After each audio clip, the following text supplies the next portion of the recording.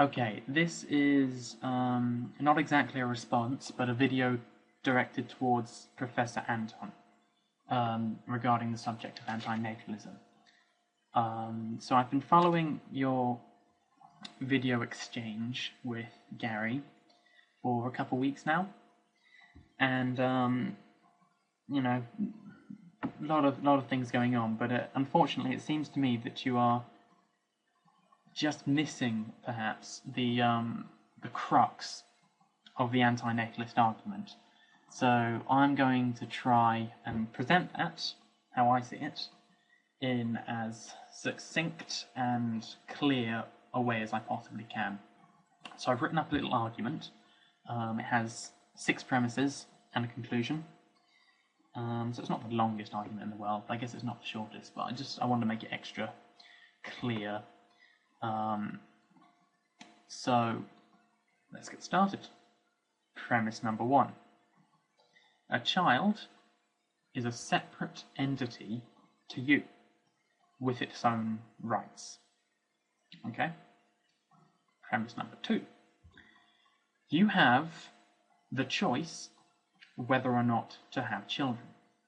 Okay? It's up to you.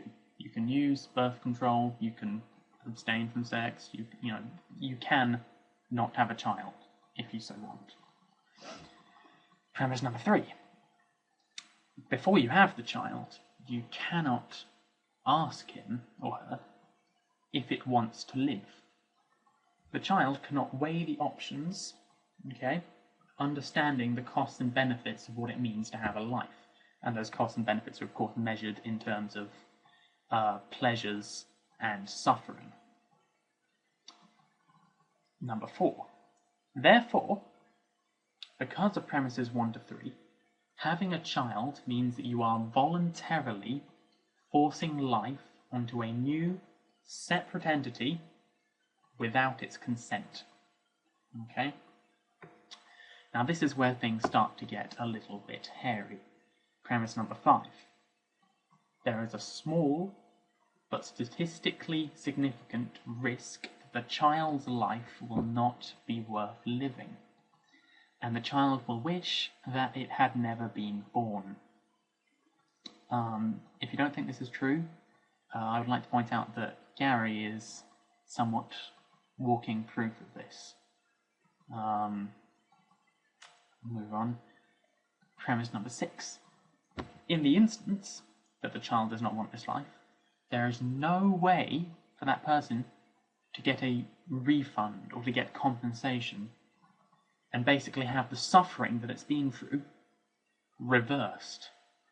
Once the damage is done, the damage is done. There's nothing you can do about it. And therefore, my conclusion, it is irresponsible to have a child because this is an unnecessary, voluntary gamble with somebody else's welfare. Not with your own welfare, but somebody else's welfare.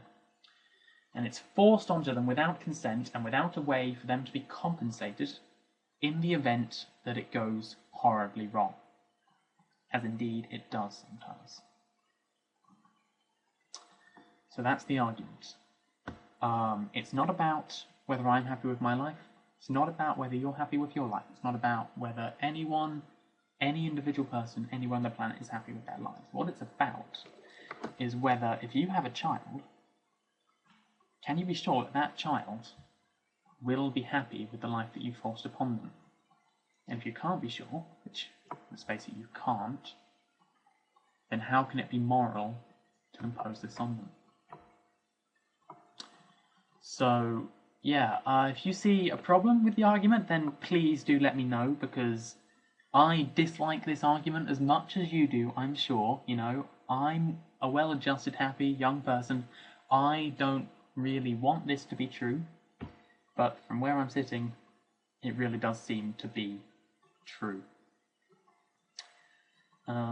Also, I feel I should point out while I'm here that you haven't been entirely fair with Gary, and you know that, especially in your most recent video, or the most recent one I've seen, where you've basically just assassinated his character instead of responding to the argument.